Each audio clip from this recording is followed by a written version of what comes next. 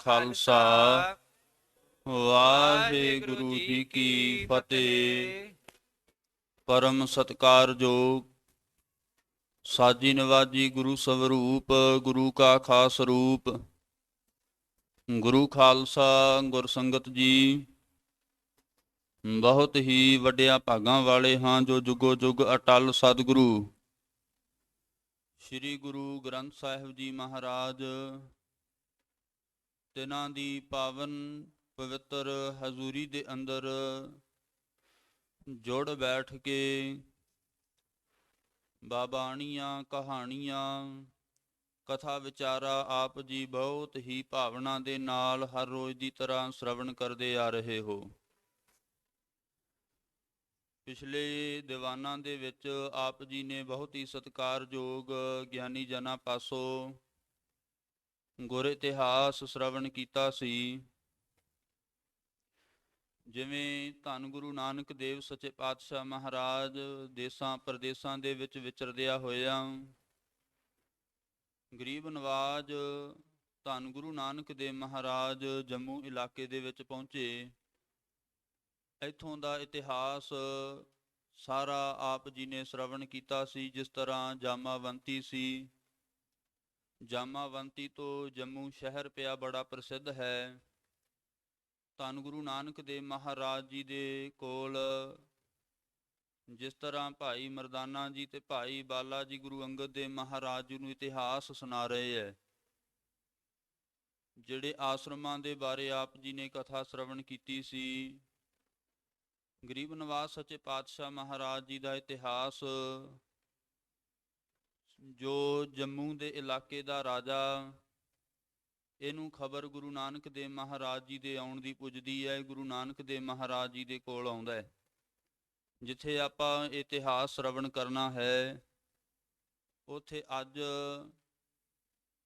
ਸ੍ਰੀ ਗੁਰੂ ਹਰਿਰਾਏ ਸਾਹਿਬ ਮਹਾਰਾਜ ਤਿਨਾਂ ਦਾ ਗੁਰਤਾ ਗੱਦੀ ਦਿਵਸ ਵੀ ਹੈ। ਵਿਚਾਰ ਕਰਨ ਤੋਂ ਪਹਿਲਾਂ ਆਪ ਸੰਗਤ ਨੂੰ ਸ੍ਰੀ ਗੁਰੂ ਹਰਿਰਾਏ ਸਾਹਿਬ ਮਹਾਰਾਜ ਜੀ ਦੇ ਗੁਰਤਾ ਗੱਦੀ ਦਿਵਸ ਦੀਆਂ ਬਹੁਤ ਬਹੁਤ ਮੁਬਾਰਕਾਂ, ਬਹੁਤ ਬਹੁਤ ਵਧਾਈਆਂ। ਸ੍ਰੀ ਕੀਰਤਪੁਰ ਸਾਹਿਬ ਦੇ ਵਿੱਚ ਇਹ ਅਸਥਾਨ ਬਾਬਾ ਗੁਰਦਿੱਤਾ ਜੀ ਨੇ ਵਰਸਾਇਆ ਸੀ।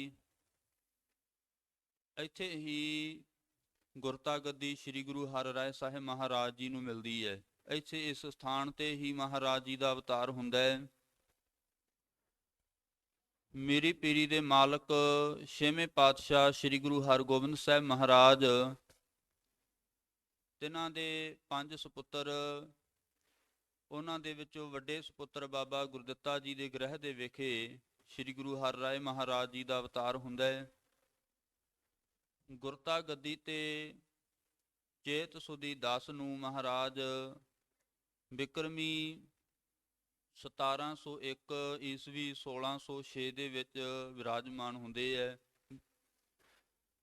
ਮੇਰੀ ਪੀਰੀ ਦੇ ਮਾਲਕ ਨੇ ਬਹੁਤ ਪਰਖਾ ਕੀਤੀਆਂ। ਜੋ ਪਰਖਣਾ ਕੀਤਾ ਮਹਾਰਾਜ ਜੀ ਨੂੰ ਆਪ ਜੀ ਨੇ ਅੰਮ੍ਰਿਤ ਵੇਲੇ ਵੀ ਇਤਿਹਾਸ ਸ਼ਰਵਣ ਕੀਤਾ ਸੀ। ਇਸੇ ਤਰ੍ਹਾਂ ਗੁਰਤਾ ਗੱਦੀ ਤੋਂ ਬਾਅਦ ਸਤਿਗੁਰੂ ਜੀ ਨੇ ਧਰਮ ਦਾ ਪ੍ਰਚਾਰ ਕੀਤਾ। 2200 ਘੋੜ ਸਵਾਰ ਮਹਾਰਾਜ ਜੀ ਦੇ ਨਾਲ ਵਿਚਰਿਆ ਕਰਦੇ।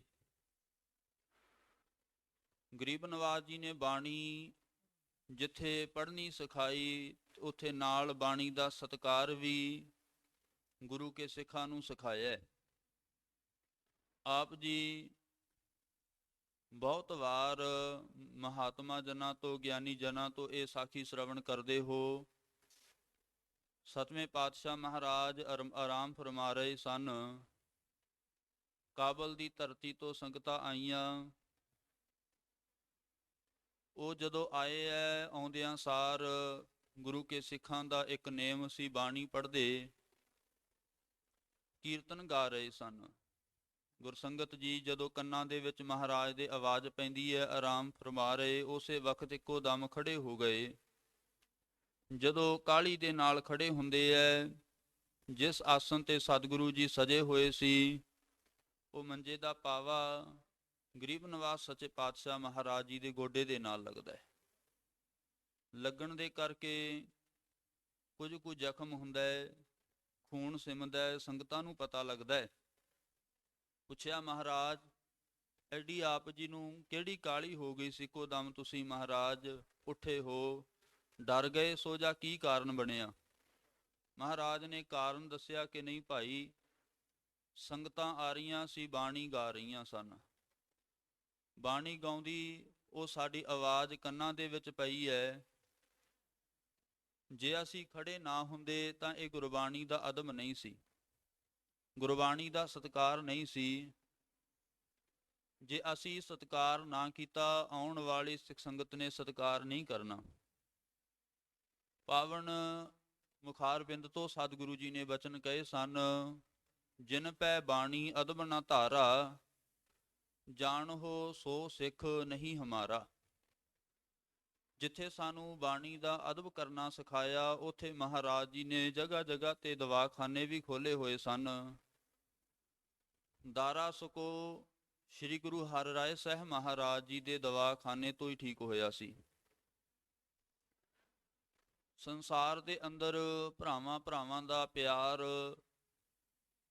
ਆਪਾਂ ਆਮ ਦੇਖਦੇ ਹਾਂ। ਸ਼ਾਹਜਹਾਨ ਦੇ ਪੁੱਤਰ ਦਾਰਾ ਸਕੋ ਅਤੇ ਔਰੰਗਜ਼ੇਬ, ਜਿਹੜਾ ਬੜਾ ਹੀ ਉਪਦਰਵ ਕਰਨ ਵਾਲਾ, ਬੜਾ ਪਾਪੀ ਸੀ, ਇਹਨੇ ਆਪਣੇ ਭਰਾ ਦੇ ਨਾਲ ਹੀ ਐਸਾ ਕਰਮ ਕੀਤਾ, ਸ਼ੇਰ ਦਾ ਵਾਲ ਆਪਣੇ ਭਰਾ ਨੂੰ ਖਵਾਇਆ, ਦਾਰਾ ਸਕੋ ਨੂੰ। ਦੁਨੀਆ ਦੇ ਵੈਦ ਬੁਲਾਏ ਗਏ ਪਰ ਕਿਸੇ ਤੋਂ ਉਹ ਠੀਕ ਨਹੀਂ ਹੋਇਆ। ਦਿਨੋਂ ਦਿਨ ਕਮਜ਼ੋਰ ਹੁੰਦਾ ਗਿਆ।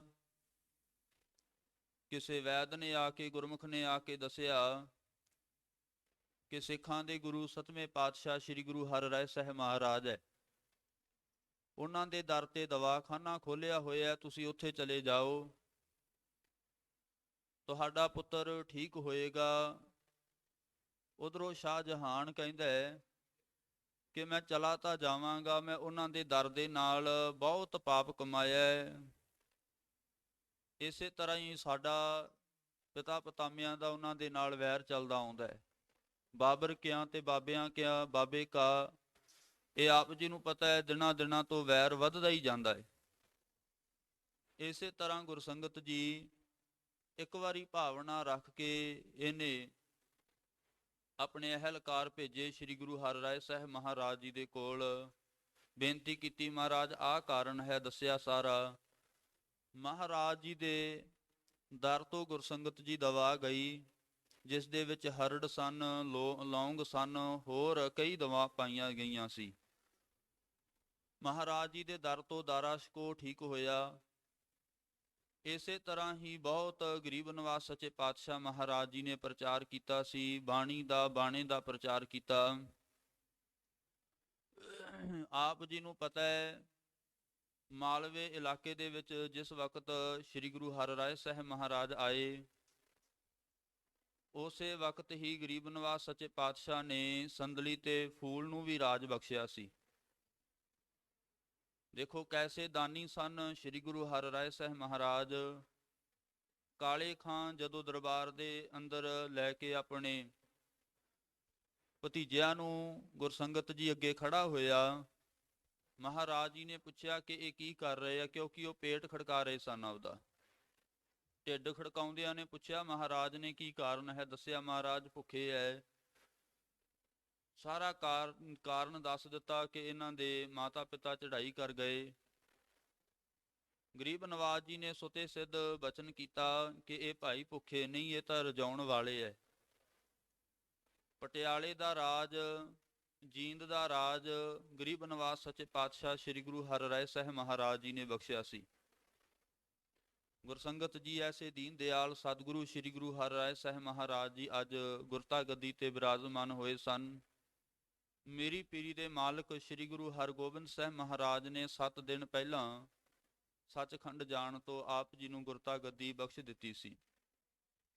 ਆਓ ਹੁਣ ਜਿਵੇਂ ਜੰਮੂ ਦਾ ਰਾਜਾ ਸ੍ਰੀ ਗੁਰੂ ਨਾਨਕ ਦੇਵ ਮਹਾਰਾਜ ਜੀ ਦੇ ਕੋਲੇ ਆਉਂਦਾ ਹੈ, ਆ ਕੇ ਫਰਿਆਦ ਕਰਦਾ ਹੈ, ਜਿਵੇਂ ਗਰੀਬ ਨਿਵਾਸ ਸੱਚੇ ਪਾਤਸ਼ਾਹ ਧਰਮ ਦਾ ਮਾਰਗ ਇਸ ਰਾਜੇ ਨੂੰ ਦੱਸਦੇ ਹੈ, ਬਖਸ਼ਦੇ ਹੈ, ਆਪਾਂ ਵੀ ਮਨ ਬਿਰਤੀਆਂ ਇਕਾਗਰ ਕਰਕੇ ਪਾਵਨ ਕਥਾ ਵਿਚਾਰ ਸ਼ਰਵਣ ਕਰੀਏ।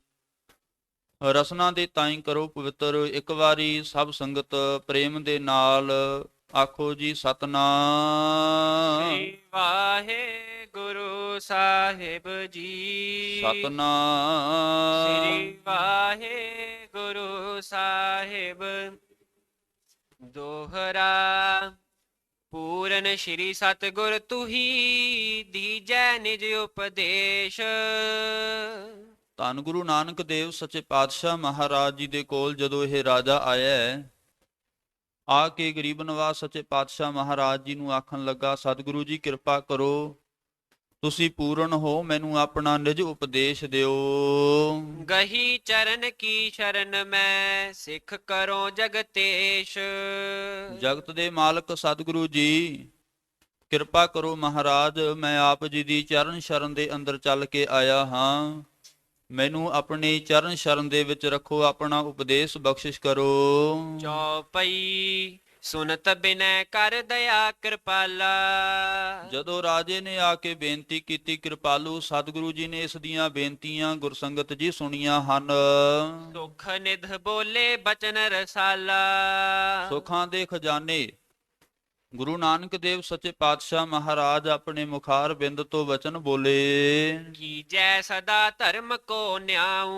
ਮਹਾਰਾਜ ਕਹਿਣ ਲੱਗੇ, ਰਾਜਨ ਜੀ ਹਮੇਸ਼ਾ ਧਰਮ ਦਾ ਨਿਆਂ ਕਰੋ। ਗੁਰਸੰਗਤ ਜੀ ਗੁਰੂ ਨਾਨਕ ਦੇਵ ਮਹਾਰਾਜ ਜਿੱਥੇ ਵੀ ਜਾਂਦੇ ਨਾਮਦਾਨ ਇਸ਼ਨਾਨ ਦ੍ਰਿੜ ਕਰਵਾਇਆ ਕਰਦੇ ਸਨ। ਜਿਵੇਂ ਆਪ ਜੀ ਨੇ ਗਿਆਨੀ ਜੀ ਤੋਂ ਸ਼ਰਵਣ ਕੀਤਾ ਸੀ ਨਾਮਦਾਨ ਤੇ ਇਸ਼ਨਾਨ, ਮੈਂ ਬੇਨਤੀ ਕਰਾਂ ਗੁਰੂ ਨਾਨਕ ਦੇਵ ਸੱਚੇ ਪਾਤਸ਼ਾਹ ਮਹਾਰਾਜ ਜਗ੍ਹਾ ਜਗ੍ਹਾ ਤੇ ਜਾ ਕੇ ਪ੍ਰਚਾਰ ਕੀਤਾ ਤੇ ਹਮੇਸ਼ਾ ਧਰਮ ਦੀ ਕਿਰਤ ਕਰਨ ਦੇ ਵਾਸਤੇ ਮਹਾਰਾਜ ਕਿਆ ਕਰਦੇ। ਇਸੇ ਕਰਕੇ ਜਿਹੜੇ ਸਾਡੇ ਦੁਸ਼ਮਣ ਹਨ ਉਹਨਾਂ ਨੂੰ ਇਹ ਗੱਲ ਚੰਗੀ ਨਹੀਂ ਲੱਗਦੀ ਅੱਜ ਵੀ, ਕਿਉਂਕਿ ਮਹਾਰਾਜਾ ਰਣਜੀਤ ਸਿੰਘ ਦਾ ਥੋੜੇ ਦਿਨਾਂ ਦਾ ਪਹਿਲਾਂ ਹੀ ਜਿਹੜਾ ਆਪਾਂ ਦਿਨ ਮਨਾ ਕੇ ਹਟੇ ਹਾਂ, ਸਾਡਾ ਜਿਹੜਾ ਰਾਜ ਸੀ ਖਤਮ ਹੋਇਆ। ਸਾਡੇ ਅੰਦਰ ਹੀ ਕਈ ਐਸੇ ਦੁਸ਼ਮਣ ਵੜ ਜਾਂਦੇ ਐ ਜਿਨ੍ਹਾਂ ਦੇ ਕਰਕੇ ਇਹ ਰਾਜ ਖਤਮ ਹੋਇਆ ਸੀ। ਅੱਜ ਵੀ ਉਹ ਬਹੁਤ ਕੁਝ ਹੋ ਰਿਹਾ ਹੈ। ਕਿੱਥੇ ਆਪਾਂ ਦੇਖਦੇ ਹਾਂ ਬੇਅਦਬੀਆਂ ਹੋ ਰਹੀਆਂ ਨੇ, ਸਾਡਾ ਰਾਜ ਖੋਇਆ ਜਾ ਰਿਹਾ ਹੈ, ਸਾਡੇ ਅੰਦਰ ਦੀ ਜਿਹੜੀ ਭਾਵਨਾ ਗੁਰੂ ਦੇ ਪ੍ਰਤੀ ਹੈ ਉਹ ਮਿਟਾਈ ਜਾ ਰਹੀ ਹੈ। ਉਹ ਭਾਵੇਂ ਅੰਦਰ ਸਾਡੇ ਕੋਈ ਐਸੇ ਇਤਿਹਾਸਕਾਰ ਛੱਡ ਦਿੱਤੇ, ਸਾਡੇ ਗ੍ਰੰਥਾਂ ਨੂੰ ਨਿੰਦਦੇ ਜਾ ਰਹੇ ਹੈ। ਇਹ ਗੱਲ ਅੱਜ ਵੀ ਚੰਗੀ ਨਹੀਂ ਲੱਗਦੀ।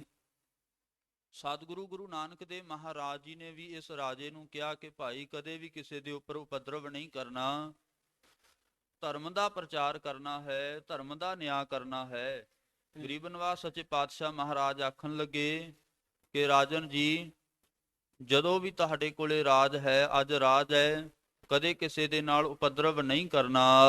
ਲੋਭ ਧਾਰ ਨਹਿ ਕਰ ਕੁਨਿਆਉ। ਕਿਤੇ ਇਹ ਨਾ ਹੋਵੇ ਤੁਸੀਂ ਲੋਭ ਧਾਰ ਲਵੋ, ਲਾਲਚ ਧਾਰ ਲਵੋ। ਲਾਲਚ ਬੁਰਾ ਹੁੰਦਾ ਹੈ, ਕੁੱਤੇ ਦੇ ਵਾਂਗ ਹੁੰਦਾ। ਜਿਹੜਾ ਪੁਰਸ਼ ਲੋਭ ਧਾਰਦਾ, ਲਾਲਚ ਧਾਰਦਾ, ਜਿਵੇਂ ਹਲਕਾ ਕੁੱਤਾ ਕਿਸੇ ਨੂੰ ਬਖਸ਼ਦਾ ਨਹੀਂ ਨਾ, ਇਸੇ ਤਰ੍ਹਾਂ ਲੋਭੀ ਪੁਰਸ਼ ਵੀ ਭਾਈ ਕਦੇ ਕਿਸੇ ਨੂੰ ਬਖਸ਼ਦਾ ਨਹੀਂ। ਉਹ ਨਹੀਂ ਦੇਖਦਾ ਜਦੋਂ ਲੋਭ ਦੇ ਵਿੱਚ ਹੁੰਦਾ ਹੈ, ਉਹ ਆਪਣੀ ਮਾਂ, ਆਪਣਾ ਪਿਤਾ, ਭੈਣ, ਭਾਈ ਕਦੇ ਨਹੀਂ ਦੇਖਿਆ ਕਰਦਾ। ਔਰੰਗਜ਼ੇਬ ਨੇ ਲੋਭ ਧਾਰਨ ਕੀਤਾ, ਲਾਲਚ ਧਾਰਨ ਕੀਤਾ, ਆਪਣੇ ਭਰਾਤਾ ਨੂੰ ਹੀ ਦਾਰਾ ਸ਼ਿਕੋਹ ਨੂੰ ਮਾਰਨ ਦੀ ਕੋਸ਼ਿਸ਼ ਕਰ ਲਈ।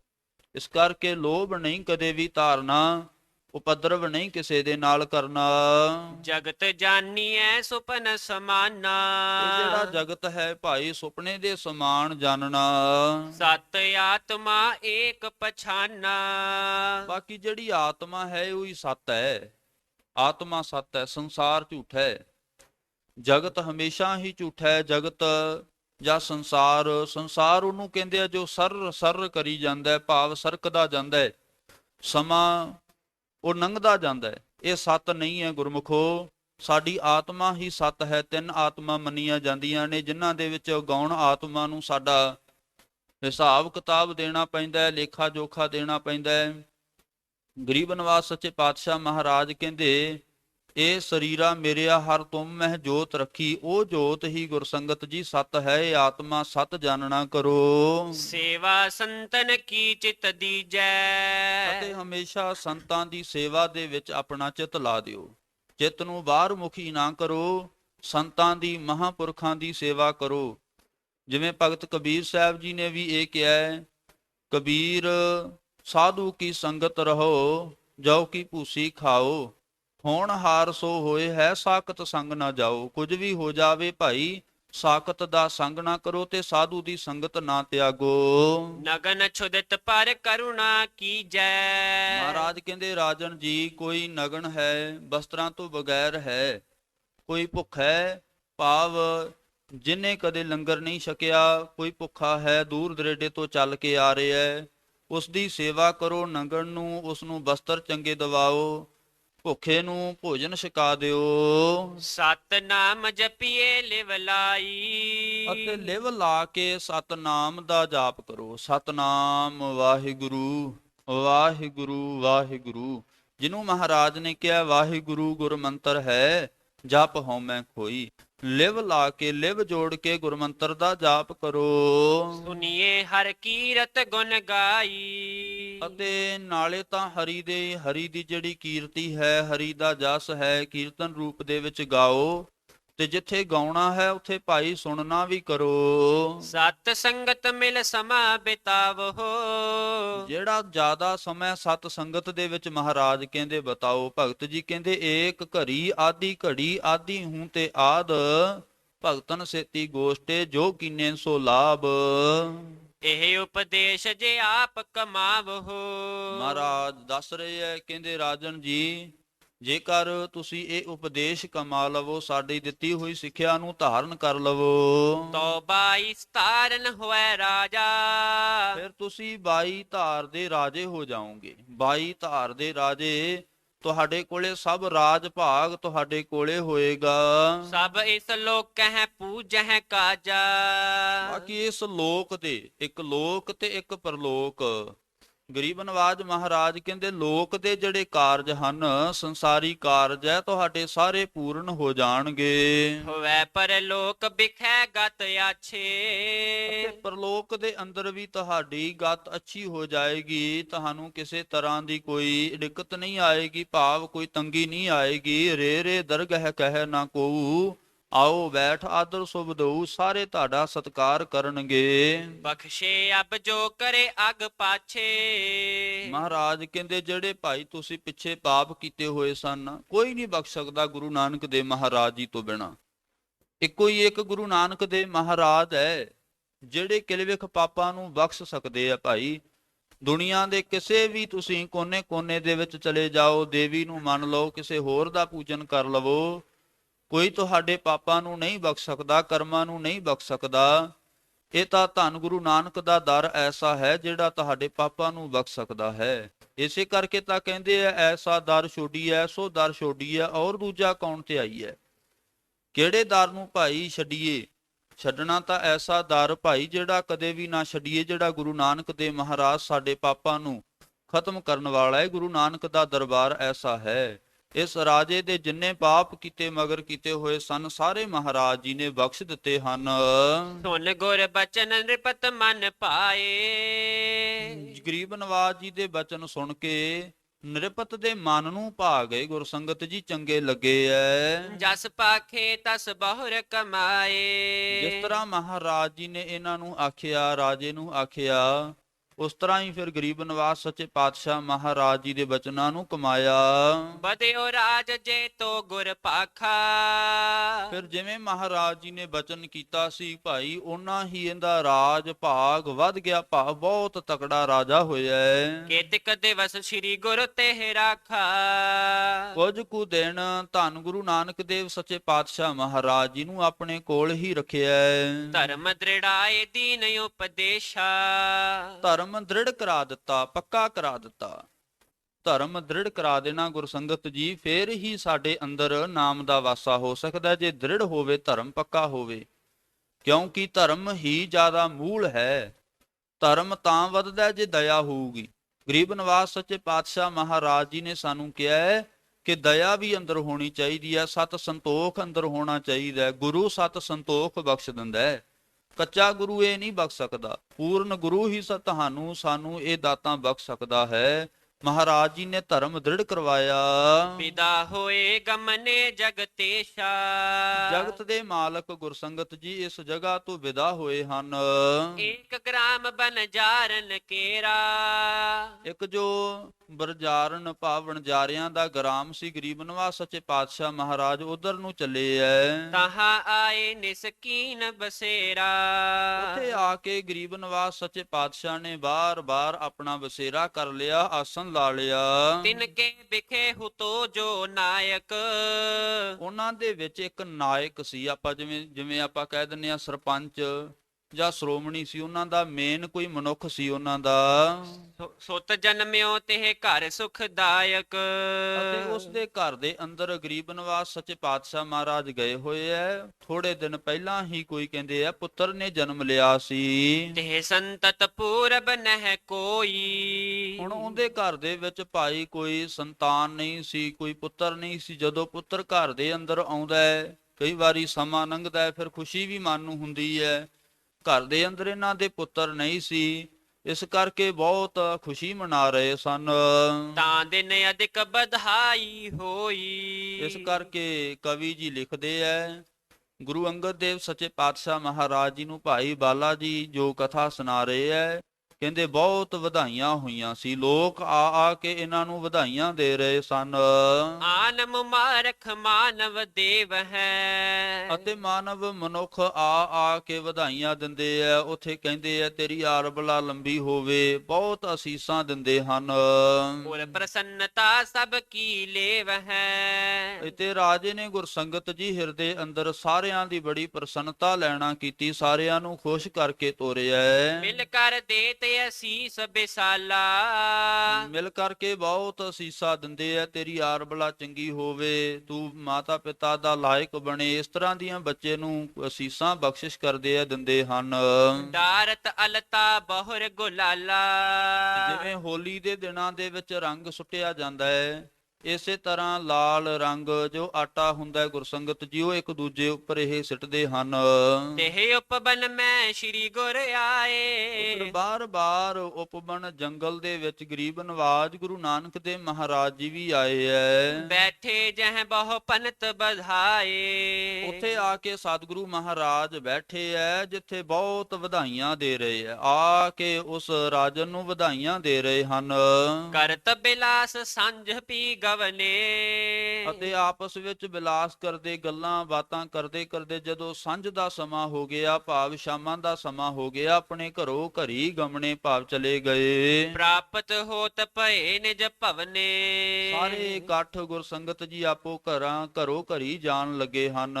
ਨਹਿ ਸੁਧ ਸ਼੍ਰੀ ਨਾਨਕ ਕੀ ਲੀਨੀ। ਚਲੇ ਤਾਂ ਗਏ ਐ, ਕਹਿੰਦੇ ਗੁਰੂ ਨਾਨਕ ਦੇਵ ਮਹਾਰਾਜ ਜੀ ਵੀ ਉੱਥੇ ਸਨ, ਪਰ ਕਿਸੇ ਨੇ ਵੀ ਗਰੀਬ ਨਵਾਜ ਦੀ ਸੁੱਧ ਨਹੀਂ ਲਈ, ਕੋਈ ਖਬਰਸਾਰ ਨਹੀਂ ਲਈ। ਕੋਈ ਆਪਣੇ ਬਾਹਰੋਂ ਕੋਈ ਨਗਰ ਦੇ ਵਿੱਚੋਂ ਆਵੇ, ਆਪਾਂ ਖਬਰਸਾਰ ਕਈ ਵਾਰੀ ਪੁੱਛ ਹੀ ਲੈਨੇ ਆ, ਪਰ ਇਹ ਐਸੇ ਜਿਹੜੇ ਹੰਕਾਰ ਦੇ ਨਾਲ ਭਰੇ ਹੋਏ ਸਨ, ਜਿਨ੍ਹਾਂ ਨੇ ਗੁਰੂ ਨਾਨਕ ਦੇਵ ਮਹਾਰਾਜ ਦੀ ਕੋਈ ਖਬਰਸਾਰ ਨਹੀਂ ਲੈਣਾ ਕੀਤੀ। ਮਿਲ ਕਰ ਕਿਸੇ ਨ ਬੰਧਨ ਕੀਨੀ। ਕਿਸੇ ਨੇ ਵੀ ਮਿਲ ਕੇ ਗੁਰੂ ਨਾਨਕ ਦੇਵ ਮਹਾਰਾਜ ਜੀ ਨੂੰ ਨਮਸਕਾਰ ਨਹੀਂ ਕੀਤੀ। ਹਰਖ ਪਰੇ ਗਰਬਤ ਸੋ ਗਵਨੇ। ਹੁਣ ਗੁਰੂ ਅੰਗਦ ਦੇਵ ਮਹਾਰਾਜ ਜੀ ਨੂੰ ਭਾਈ ਬਾਲਾ ਜੀ ਕਹਿੰਦੇ, ਮਹਾਰਾਜ ਉਹ ਤਾਂ ਖੁਸ਼ ਵੀ ਹੁੰਦੇ ਸਨ। ਖੁਸ਼ ਵੀ ਕਿਵੇਂ? ਹੰਕਾਰ ਦੇ ਨਾਲ ਭਰੇ ਹੋਏ, ਬਹੁਤ ਉੱਚੀ ਉੱਚੀ ਹੱਸ ਰਹੇ। ਨਹਿ ਸਨਮਾਨੈ ਲਖ ਗੁਣ ਭਵਨੇ। ਅਤੇ ਗੁਣਾਂ ਦੇ ਭਵਨ ਭਾਵ ਘਰ, ਗੁਣਾਂ ਦੇ ਖਜ਼ਾਨੇ ਗੁਰੂ ਨੂੰ ਜਾਣ ਕੇ ਇਹ ਨਹੀਂ ਜਾਣਿਆ ਕਿ ਮਹਾਰਾਜ ਗੁਣਾਂ ਦੇ ਖਜ਼ਾਨੇ ਆ, ਉਹਨਾਂ ਦਾ ਸਤਿਕਾਰ ਨਹੀਂ ਕੀਤਾ। ਕਿਤਕ ਕਾਲ ਪਿਛੇ ਮਰਦਾਨੇ। ਕੁਝ ਕੁ ਕਾਲ ਪਿੱਛੇ ਬਾਅਦ ਦੇ ਵਿੱਚ ਭਾਈ ਮਰਦਾਨਾ ਜੀ ਨੇ ਸ੍ਰੀ ਗੁਰ ਸੋ ਅਸ ਬਚਨ ਬਖਾਨੇ। ਗੁਰੂ ਨਾਨਕ ਦੇਵ ਸੱਚੇ ਪਾਤਸ਼ਾਹ ਮਹਾਰਾਜ ਜੀ ਦੇ ਤਾਈ ਇਸ ਤਰ੍ਹਾਂ ਬਚਨ ਆਖੇ। ਖੁਸ਼ੀ ਭਰੇ ਗਰਬਤ ਮਨ ਮੂੜੇ। ਅਤੇ ਮਹਾਰਾਜ ਇਹ ਜਿਹੜੇ ਲੋਕ ਹੈ ਰਾਜਸਥਾਨੀਏ, ਮਹਾਰਾਜ ਇਹ ਤਾਂ ਖੁਸ਼ੀ ਦੇ ਨਾਲ ਭਰੇ ਹੋਏ ਐ, ਮੂੜ ਐ, ਬੇਸਮਝ ਐ, ਮੂਰਖ ਹਨ। ਸੁਤ ਜਨਮੇ ਬਹੁ ਮੋਹ ਅਰੂੜੇ। ਮਹਾਰਾਜ ਇਹਨਾਂ ਦੇ ਘਰ ਦੇ ਅੰਦਰ ਪੁੱਤਰ ਨੇ ਜਨਮ ਲਿਆ ਹੈ, ਮੋਹ ਦੇ ਵਿੱਚ ਅਰੂਢੇ ਹੋਏ ਐ, ਮੋਹ ਦੇ ਵਿੱਚ ਫਸੇ ਹੋਏ ਐ। ਤੁਮਰੋ ਕਛ ਸਨਮਾਨ ਨ ਕੀਨਾ। ਮੋਹ ਦੇ ਵਿੱਚ ਫਸਿਆ ਹੋਇਆ ਨੇ, ਮਹਾਰਾਜ ਤੁਹਾਡਾ ਸਨਮਾਨ ਹੀ ਨਹੀਂ ਕੀਤਾ। ਕੋਈ ਸਾਧੂ ਆਇਆ, ਕੋਈ ਸੰਤ ਆਇਆ, ਇਹ ਜਾਣ ਕੇ ਕੋਈ ਸਤਿਕਾਰ ਨਹੀਂ ਕੀਤਾ। ਭੇਟ ਨ ਦੀਨ ਅਤੀਤ ਨ ਚੀਨਾ। ਮਹਾਰਾਜ ਆਪ ਜੀ ਨੂੰ ਸੰਤ ਨਹੀਂ ਜਾਣਿਆ, ਮਹਾਂਪੁਰਖ ਨਹੀਂ ਜਾਣਿਆ, ਜਿਸ ਕਰਕੇ ਆਪ ਜੀ ਗਰੀਬ ਨਿਵਾਸ ਸੱਚੇ ਪਾਤਸ਼ਾਹ ਆਪ ਜੀ ਨੂੰ ਸੰਤ ਜਾਣ ਕੇ ਕੋਈ ਸਤਿਕਾਰ ਨਹੀਂ ਕੀਤਾ। ਕਰ ਹੈ ਪਰਸਪਰ ਅਧਿਕ ਬਧਾਈ। ਅਤੇ ਆਪਸ ਵਿੱਚ ਮਿਲ ਮਿਲ ਕੇ ਬਹੁਤ ਵਧਾਈਆਂ ਕਰ ਰਹੇ ਐ, ਇੱਕ ਦੂਜੇ ਨੂੰ ਵਧਾਈਆਂ ਦੇ ਰਹੇ ਐ। ਇਹ ਮਤ ਮੰਦ ਰਹੇ ਗਰਬਾਈ। ਇਹ ਤਾਂ ਮਹਾਰਾਜ ਮਤ ਮੰਦ ਨੇ, ਮਾੜੀ ਮਤ ਵਾਲੇ ਐ, ਖੋਟੀ ਮਤ ਵਾਲੇ ਐ, ਜਿਸ ਕਰਕੇ ਹੰਕਾਰ ਕਰ ਰਹੇ ਹਨ। ਗੁਰੂ ਕਹੈ ਇਹ ਬਾਲ ਜੋ ਜਾਇਓ। ਸੁਤੇ ਸਿੱਧ ਗਰੀਬ ਨਿਵਾਸ ਸੱਚੇ ਪਾਤਸ਼ਾਹ ਬੈਠੇ ਹੋਏ ਐ।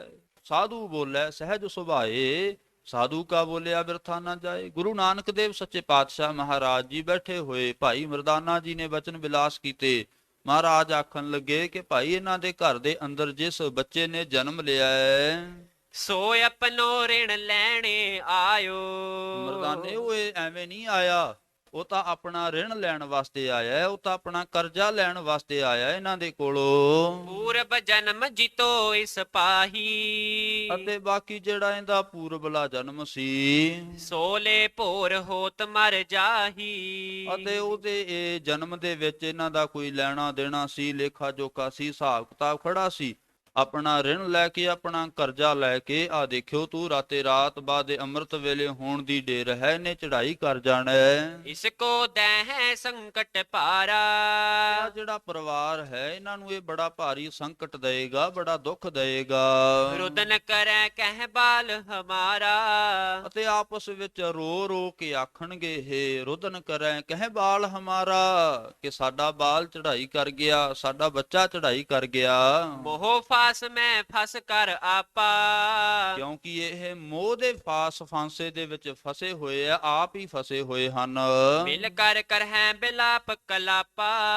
ਅਤੇ ਆਪ ਮਿਲ ਕਰਕੇ ਬਹੁਤ ਜ਼ਿਆਦਾ ਵਿਰਲਾਪ ਕਰਨਗੇ, ਕਲਪਨਾ ਕਰਨਗੇ, ਆਪਸ ਦੇ ਵਿੱਚ ਰੋਣਗੇ, ਸਿਆਪੇ ਕਰਨਗੇ, ਪਿੱਟਣਗੇ।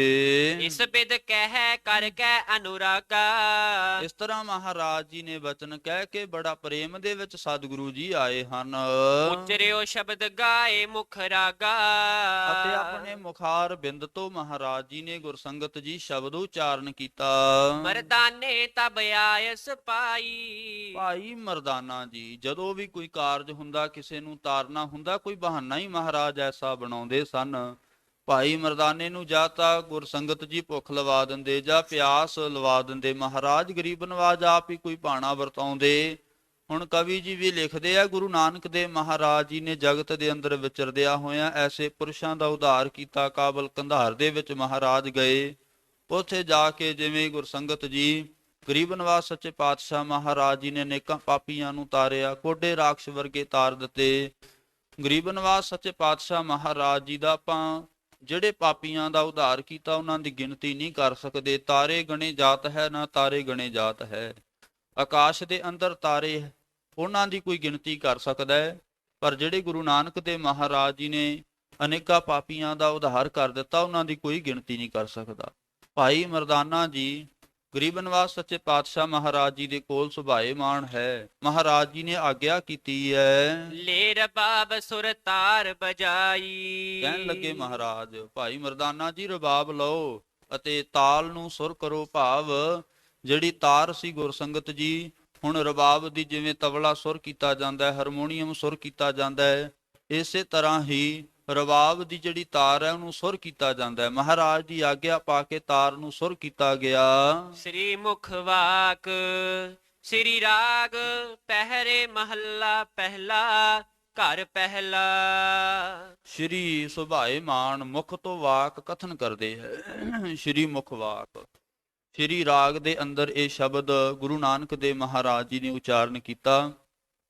ਪਹਿਰਿਆਂ ਦੇ ਵਿੱਚ ਉਚਾਰਨ ਕੀਤਾ। ਆਪ ਜੀ ਨੂੰ ਪਤਾ 4 ਪਹਿਰ ਹੁੰਦੇ ਹੈ। 4 ਪਹਿਰ 3 ਘੰਟਿਆਂ ਦਾ ਇੱਕ ਪਹਿਰ ਮੰਨਿਆ ਜਾਂਦਾ ਹੈ। ਤੇ ਜੇ 8 ਪਹਿਰ ਹੋਣ ਤੇ ਦਿਨ ਤੇ ਰਾਤ ਦਾ ਸਮਾਂ ਬਣ ਜਾਂਦਾ ਹੈ, 4 ਪਹਿਰ ਹੋਣ ਦਿਨ ਦਾ ਜਾਂ ਰਾਤ ਦਾ ਸਮਾਂ ਬਣਦਾ ਹੈ। ਇਸੇ ਤਰ੍ਹਾਂ ਮਹਾਰਾਜ ਜੀ ਨੇ ਗੁਰਮੁਖਾਂ ਨੂੰ ਜਾਂ ਆਪਣੇ ਸਿੱਖਾਂ ਨੂੰ ਭਾਈ ਪਹਿਰ ਦੇ ਵਿੱਚ ਜੀਵਾਂ ਦਾ ਇਹ 4 ਪਹਿਰਾਂ ਦੇ ਵਿੱਚ ਸਾਨੂੰ ਉਪਦੇਸ਼ ਦਿੱਤਾ ਹੈ। ਸ਼੍ਰੀ ਰਾਗ ਪਹਿਰੇ ਮਹੱਲਾ ਨਾਮ ਸਰੂਪ ਦਾ ਹੁੰਦਾ। ਪਹਿਲੇ ਸਰੂਪ ਪਹਿਲੇ ਗੁਰੂ ਨਾਨਕ ਦੇ ਮਹਾਰਾਜ ਘਰ ਪਹਿਲੇ ਘਰ ਦੇ ਸੁਰ ਤਾਲ ਦੇ ਅੰਦਰ ਸ਼ਬਦ ਉਚਾਰਨ ਕਰਦੇ ਹੈ। ਗੁਰਬਾਣੀ ਦੇ ਅੰਦਰ ਸ੍ਰੀ ਗੁਰੂ ਗ੍ਰੰਥ ਸਾਹਿਬ ਸੱਚੇ ਪਾਤਸ਼ਾਹ ਮਹਾਰਾਜ ਜੀ ਦੇ ਅੰਦਰ ਇਸ ਜਗ੍ਹਾ ਤੇ ਵਸਤੂ ਨਿਰਦੇਸ਼ਕ ਮੰਗਲ ਵੀ ਆਇਆ, ਕਵੀ ਜੀ ਨੇ ਲਿਖਿਆ ਨਹੀਂ ਹੈ। ਇੱਕ ਓੰਕਾਰ ਸਤਿਗੁਰ ਪ੍ਰਸਾਦ, ਇੱਕ ਜੋ ਅਦੁੱਤੀ ਸਰੂਪ ਹੈ, ਓੰਗ ਸਰਬ ਦਾ ਪ੍ਰਕਾਸ਼ਕ ਹੈ, ਸਤ ਨਾਸ ਤੋਂ ਰਹਿਤ ਹੈ, ਗੁਰ ਚੇਤਨ ਸਰੂਪ ਹੈ। ਗੁਰਾਂ ਦੀ ਪ੍ਰਸਾਦ ਕਿਰਪਾ ਦੇ ਦੁਆਰਾ ਐਸੇ ਦੀਨ ਦਿਆਲ ਦੀ ਪ੍ਰਾਪਤੀ ਹੁੰਦੀ ਹੈ। ਪਹਿਲੇ ਪਹਿਰੇ ਰਹਿਣ ਕੈ ਵਣਜਾਰਿਆ ਮਿੱਤਰਾ, ਹੁਕਮ ਪਿਆ ਗਰਭਾਸ। ਵਣਜਾਰਿਆ ਮਿੱਤਰਾ, ਜੀਵ ਰੂਪ ਵਣਜਾਰਿਆ ਮਿੱਤਰਾ, ਇਹ ਉਮਰ ਰੂਪੀ ਪਹਿਲੀ ਰਾਤ ਦੇ ਵਿੱਚ ਰਹਿਣ ਦੇ ਵਿੱਚ ਉਮਰ ਦੇ ਵਿੱਚ ਸਤਿਗੁਰੂ ਜੀ ਕਥਨ ਕਰਦੇ ਹੈ ਕਿ ਹੁਕਮ ਭਇਆ ਗੁਰਵਾਸ। ਹੁਕਮ ਹੋਇਆ ਪਰਮੇਸ਼ਰ ਦਾ, ਤਾਂ ਕਰਕੇ ਹੁਕਮ ਦੇ ਕਰਕੇ ਤੂੰ ਮਾਤਾ ਦੇ ਗਰਭਾਸ ਗਰਭ ਦੇ ਵਿੱਚ ਆ ਕੇ ਪ੍ਰਵੇਸ਼ ਹੋਇਆ। ਉਰਦ ਤਪ ਅੰਤਰ ਕਰੇ ਵਣਜਾਰਿਆ ਮਿੱਤਰਾ, ਖਸਮ ਸੇਤੀ ਅਰਦਾਸ। ਇਹ ਜੀਵ ਰੂਪ ਵਣਜਾਰਿਆ ਮਿੱਤਰਾ, ਜਦੋਂ ਤੂੰ ਮਾਤਾ ਦੇ ਗਰਭ ਦੇ ਵਿੱਚ ਪ੍ਰਵੇਸ਼ ਹੋਇਆ ਉਦੋਂ ਉਰਦ ਤਪ ਪੁੱਠਾ ਲਮਕਿਆ ਹੋਇਆ ਪਰਮੇਸ਼ਰ ਦਾ ਬੜਾ ਭਾਰੀ ਤੂੰ ਤਪ ਕਰਦਾ ਸੀ। ਤਪ ਕਰਦਾ ਕਰਦਾ ਅੰਤਰ ਕਰੈ ਵਣਜਾਰਿਆ ਮਿੱਤਰਾ, ਖਸਮ ਸੇਤੀ ਅਰਦਾਸ, ਖਸਮ ਦੇ ਅੱਗੇ ਪਰਮੇਸ਼ਰ ਦੇ ਅੱਗੇ ਤੂੰ ਅਰਦਾਸ ਬੇਨਤੀਆਂ ਕਰਦਾ ਸੀ। ਖਸਮ ਸੇਤੀ ਅਰਦਾਸ ਵਖਾਣੈ, ਉਰਦ ਧਿਆਨ ਲਿਵ ਲਾਗਾ। ਖਸਮ ਦੇ ਸੇਤੀ ਤਾਈ ਤੂੰ ਅਰਦਾਸ ਕਰਦਾ ਸੀ, ਪਰਮੇਸ਼ਰ ਮੈਨੂੰ ਐਸੀ ਭਿਆਨਕ ਜਗ੍ਹਾ ਤੋਂ ਕੱਢ ਲੈ। ਮਹਾਰਾਜ ਮੇਰਾ ਬੜਾ ਬੁਰਾ ਹਾਲ ਹੈ। ਇਸ ਤਰ੍ਹਾਂ ਦੀਆਂ ਅਰਦਾਸਾਂ ਬੇਨਤੀਆਂ ਤੂੰ ਕਰਦਾ ਸੀ। ਖਸਮ ਸੇਤੀ ਅਰਦਾਸ ਵਖਾਣੈ, ਉਰਦ ਧਿਆਨ ਲਿਵ ਲਾਗਾ। ਦੇਖ, ਜਦੋਂ ਤੂੰ ਪੁੱਠਾ ਲਮਕਿਆ ਹੋਇਆ ਸੀ ਉਦੋਂ ਵੀ ਤੇਰਾ ਧਿਆਨ ਪਰਮੇਸ਼ਰ ਦੇ ਵਿੱਚ ਲੱਗਿਆ ਹੋਇਆ ਸੀ।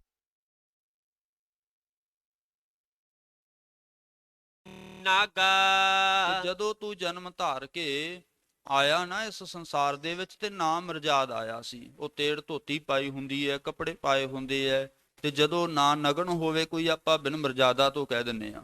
ਇਸ ਤਰ੍ਹਾਂ ਤੂੰ ਭਾਈ ਪੁਰਸ਼ਾ ਤੂੰ ਤਾਂ ਮਰਿਆਦਾ ਤੋਂ ਬਿਨਾਂ ਹੀ ਸੰਸਾਰ ਦੇ ਵਿੱਚ ਆਇਆ। ਅਥਵਾ ਇਹ ਵੀ ਅਰਥ ਕਰਦੇ ਆ ਨਾਮ ਮਰਜ਼ਾਦ। ਇਹ ਕਲਯੁਗ ਦਾ ਜਿਹੜਾ ਸਮਾਂ ਹੈ ਗੁਰਮੁਖੋ ਨਾਮ ਮਰਜ਼ਾਦਾ ਦਾ ਹੈ, ਮਰਿਆਦਾ ਨਹੀਂ ਹੈ ਕੋਈ। ਇੱਥੇ ਜਿਹੜਾ ਬਹੁਤੀ ਸੁਚਮਤਾ ਰੱਖਦਾ ਹੈ ਉਹਨੂੰ ਮਾੜਾ ਬੋਲਿਆ ਜਾਂਦਾ ਹੈ, ਜਿਹੜਾ ਬਾਣੀ ਪੜ੍ਹਦਾ ਹੈ ਉਹਨੂੰ ਮਾੜਾ ਬੋਲਿਆ ਜਾਂਦਾ ਹੈ, ਗੁਰਮੁਖ ਭਾਵਨਾ ਵਾਲਾ ਹੁੰਦਾ ਹੈ, ਸ਼ਰਧਾ ਵਾਲਾ ਹੁੰਦਾ ਹੈ, ਉਹਨੂੰ ਮਾੜਾ ਬੋਲਿਆ ਜਾਂਦਾ ਹੈ। ਇਹ ਨਾਮ ਮਰਿਆਦ ਕਲਯੁਗ ਦਾ ਐਸਾ ਜਿਹੜਾ ਵਿਵਹਾਰ ਹੈ, ਕਲਯੁਗ ਆਪਣੀ ਕਲਾ ਵਰਤਾ ਰਿਹਾ ਹੈ, ਇਸੇ ਕਰਕੇ ਨਾਮ ਮਰਜ਼ਾਦ ਹੈ। ਲੋਕੀ ਕਹਿੰਦੇ ਹੈ ਸੁਚਮਤਾ ਤੇ ਝੂਠ ਦੇ ਵਿੱਚ ਕੋਈ ਫਰਕ ਨਹੀਂ ਹੈ।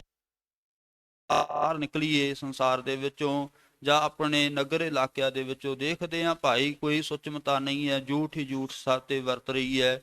ਇਹਨਾਂ ਦੀ ਗਿਣਤੀ ਜ਼ਿਆਦਾ ਹੋ ਰਹੀ ਹੈ। ਜਿਹੜੇ ਝੂਠੇ ਪੁਰਸ਼ ਹੈ ਨਾ, ਝੂਠੇ ਪੁਰਸ਼, ਉਹਨਾਂ ਦੀ ਗਿਣਤੀ ਜ਼ਿਆਦਾ ਹੁੰਦੀ ਹੈ। ਇਸ ਕਰਕੇ ਹੈ ਪੁਰਸ਼ਾ ਤੂੰ ਨਾਮ ਮਰਜ਼ਾਦ ਹੈ। ਸੰਸਾਰ ਦੇ ਵਿੱਚ ਤੂੰ ਨਾਮ ਮਰਜ਼ਾਦ ਕਲਯੁਗ ਦੇ ਵਿੱਚ ਆਇਆ ਜਿੰਦੀ ਕੋਈ ਮਰਿਆਦਾ ਹੀ ਨਹੀਂ ਹੈ। ਪੰਕਤੀ ਦੁਬਾਰਾ ਪੜ੍ਹ ਦਿਓ।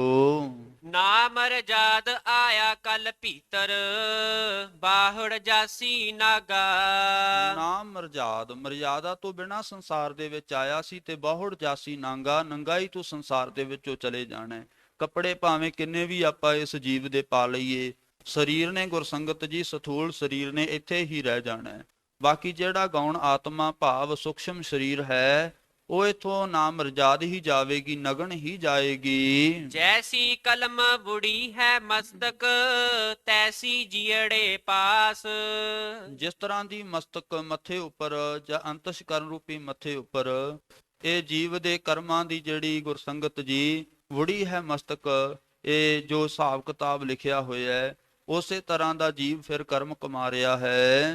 ਕਹੋ ਨਾਨਕ ਪ੍ਰਾਣੀ ਪਹਿਲੇ ਪਹਿਰੈ, ਹੁਕਮ ਪਿਆ ਗਰਭਾਸ। ਕਹੋ ਨਾਨਕ ਪ੍ਰਾਣੀ ਪਹਿਲੇ ਪਹਿਰੈ, ਇਹ ਪ੍ਰਾਣਾ ਧਾਰੀ ਜੀਵ ਤੂੰ ਪਰਮੇਸ਼ਰ ਦੇ ਇਹ ਬਣਾਏ ਹੋਏ ਜੀਵ, ਤੂੰ ਤਾਂ ਇਸੇ ਤਰ੍ਹਾਂ ਜੋ ਜੀਵ ਰੂਪ ਇਸਤਰੀ ਕਹਿ ਲਈਏ ਜਾਂ ਪੁਰਸ਼ ਕਹਿ ਲਈਏ, ਜੋ ਪਹਿਲੇ ਪਹਿਰੇ ਦੇ ਰਾਹੀਂ ਪਹਿਰ ਦੇ ਰਾਹੀਂ ਸਤਿਗੁਰੂ ਮਹਾਰਾਜ ਉਪਦੇਸ਼ ਦੇ ਰਹੇ ਹੈ, ਹੁਕਮ ਭਇਆ ਗਰਭਾਸ। ਮਹਾਰਾਜ ਕਹਿੰਦੇ ਤੂੰ ਹੁਕਮ ਦੇ ਵਿੱਚ ਆ ਕੇ ਮਾਤਾ ਦੇ ਗਰਭ ਦੇ ਵਿੱਚ ਪ੍ਰਵੇਸ਼ ਹੋਇਆ ਹੈ।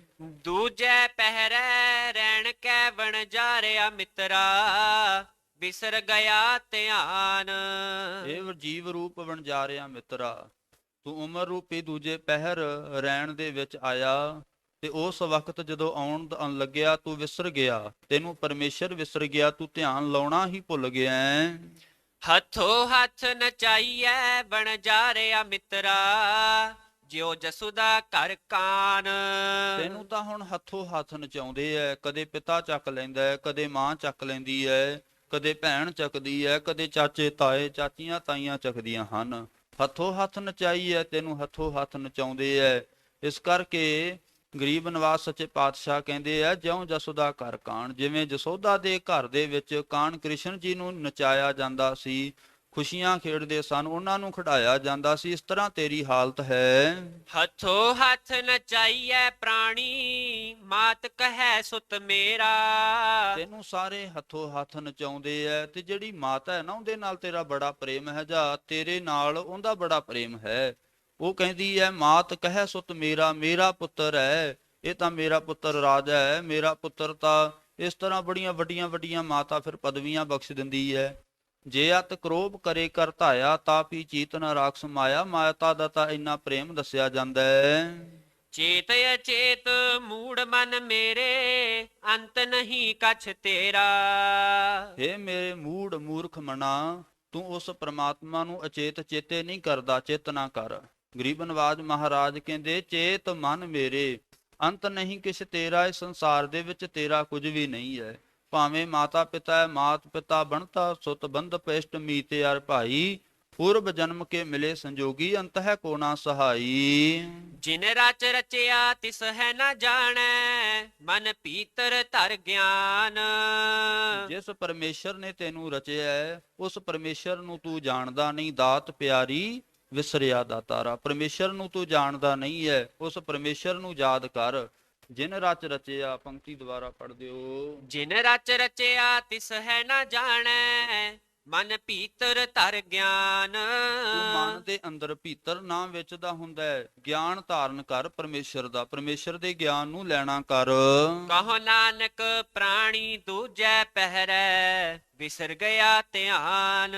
ਮਹਾਰਾਜ ਦੂਜੇ ਪਹਿਰ ਦੇ ਦੁਆਰਾ ਗੁਰਸੰਗਤ ਜੀ ਉਪਦੇਸ਼ ਦਿੰਦੇ ਐ ਕਿ ਐ ਜੀਵ ਰੂਪ ਪੁਰਸ਼, ਤੂੰ ਉਮਰ ਰੂਪੀ ਦੂਜੇ ਪਹਿਰ ਦੇ ਵਿੱਚ ਆਇਆ ਤੇ ਤੈਨੂੰ ਪਰਮੇਸ਼ਰ ਵਿਸਰ ਗਿਆ।